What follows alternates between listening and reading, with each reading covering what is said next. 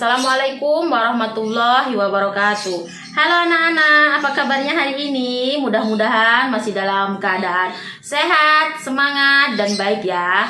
Alhamdulillah. Oke, baiklah anak-anak, sebelum kita memulai pembelajaran pada pagi hari ini, sebaiknya kita berdoa terlebih dahulu ya. Ayo kita kelas, silakan dipimpin. Oke, selanjutnya di sini Ibu akan mengabsen kalian terlebih dahulu dan kalian mempersiapkan alat untuk pembelajaran pada pagi hari ini ya. Pandi, hadir. Intan, hadir. Azam, hadir. Gisela, hadir. Alhamdulillah hari ini Gisela masuk ya. Sehat ya Gisela ya. Alhamdulillah. Oke, baiklah anak-anak, untuk mengingatkan materi minggu lalu yaitu tentang cerita fabel. Ada yang masih ingat apa itu cerita fabel? Intan? Ya, tepat sekali. Alhamdulillah untuk materi minggu lalu masih bisa diingat, dipahami, dan dimengerti dengan baik ya. Oke, selanjutnya di sini Ibu akan memberikan kalian materi baru yaitu tentang teks cerita fantasi. Nah, anak-anak, apakah kalian di sini sudah pernah melihat atau mendengar cerita dari Harry Potter, Transformer, atau cerita rakyat Lutung Kasarung dan Purbasari, atau mungkin fabel yaitu buaya dan kancil. Nah anak-anak, itu semua adalah bentuk dari contoh cerita fantasi.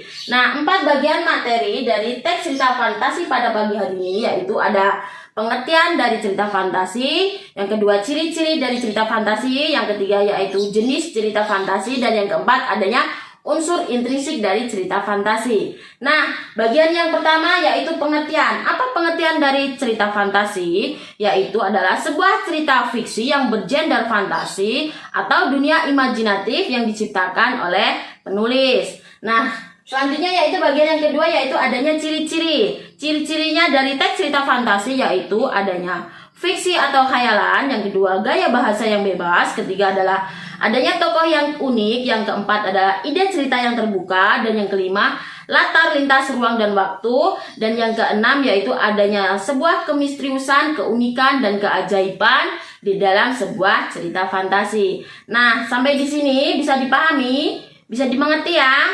Alhamdulillah. Baiklah, kita lanjutkan yang selanjutnya yaitu tentang bagian yang ketiga yaitu jenis dari cerita fantasi, yaitu ada 2.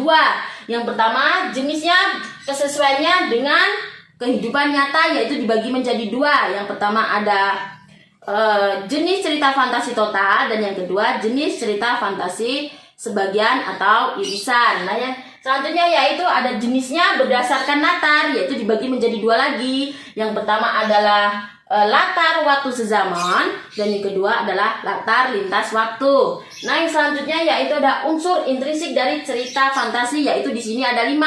Yang pertama ada tema, yang kedua ada tokoh dan penokohan, yang ketiga ada latar dan setting, yang keempat ada alur atau plot, dan yang kelima adanya amanat. Oke, sampai di sini bisa dipahami, bisa mengerti anak-anak? Ada yang ingin ditanyakan?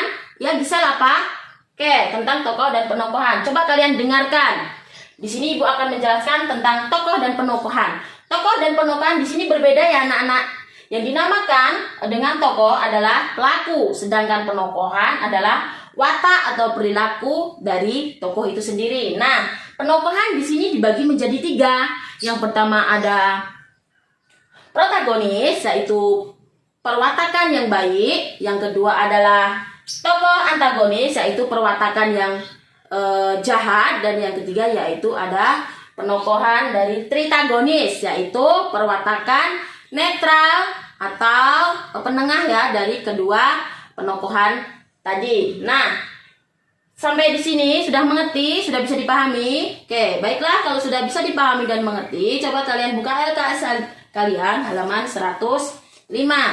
Nah, coba dilihat ya, sudah dilihat? Nah, di situ mengacu pada tugas kalian untuk minggu depan adalah carilah 1 referensi dari cerita fantasi, boleh dari film atau cerita dari buku, lalu tentukan unsur-unsur intrinsiknya. Oke, jelas ya perintahnya di situ. Kalian boleh mencari dari film atau dari buku ya. Oke, sudah jelas tugasnya untuk minggu depan? Baiklah, kalau sudah jelas, jangan lupa materi untuk pagi hari ini di rumah diulang-ulang kembali biar bisa lebih paham dan lebih mengerti. Oke, sebelum kita mengakhiri pembelajaran pada pagi hari ini, sebaiknya kita berdoa terlebih dahulu ya. Oke, ayo kita bahas, silakan disiapkan.